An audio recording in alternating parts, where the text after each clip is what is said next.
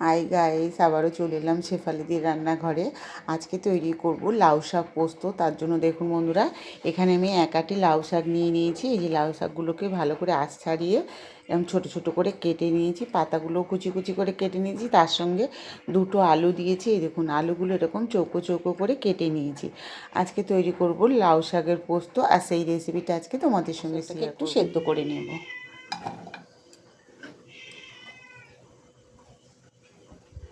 লাউ শাক দিয়ে অনেকটাই জল বেরোবে, তার জন্য লাউ শাকটা আগে সেদ্ধ করে নেব, হালকা ভাপিয়ে নেব। আর এখানে একটা থালা ঢাকা দিয়ে দিলাম। এই লাউ শাকের পাতা থেকে যে জলটা বেরোবে সেটা দিয়েই কিন্তু আলুগুলো সেদ্ধ হয়ে যাবে। আর এক পাশে আমি পোস্তটাকে ভালো করে বেটে নেব। সেদ্ধ হতে হতে আমি মশলাটা বানিয়ে নেব। আমার লাউ শাকটা কিন্তু সেদ্ধ হয়ে গেছে। এই যে আমি ভাপিয়ে নিয়েছিলাম, এটাকে একটা প্লেটে নামিয়ে নেব। তেলটাকে দেখুন, ভালো করে তেলটাকে গরম করে নেব। আছে, আর এখানে আমি দিয়ে দিচ্ছি এই যে হাফ চামচের মতন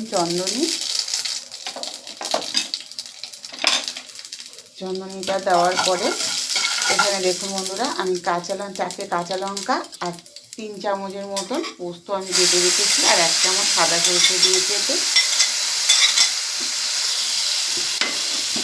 3 চামচ পোস্ত বাটা আর 1 চামচ সাদা সরষে বাটা আর 4টে কাঁচা লঙ্কাকে আমি একসঙ্গে পোস্ত ভেজে নিচ্ছি।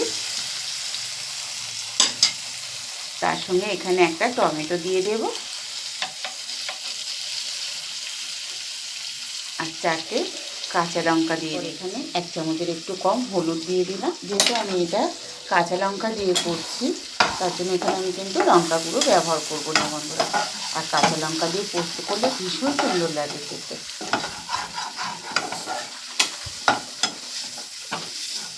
পোস্তর সঙ্গে আমি ভালো করে হলুদটা দিয়ে ভেজে নিলাম।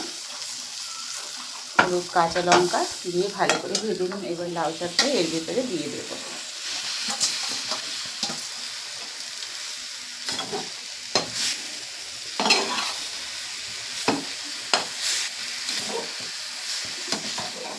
তো লবণটা দিয়ে একটু নাড়াচাড়া করে ঢাকা দিয়ে দেবো। ঢাকা দিয়ে আমি মিনিট 10 মতন ভালো করে রান্না করে নেব।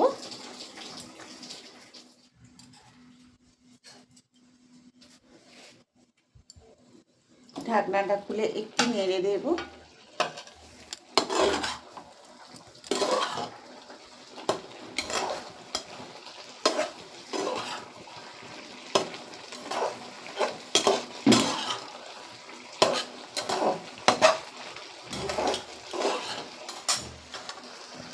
আবার একটু ঢাকা দিয়ে ফুটিয়ে নেব। একদম মাখা মাখা হলে লাউ শাক পোস্তটা আমি নামিয়ে নেব।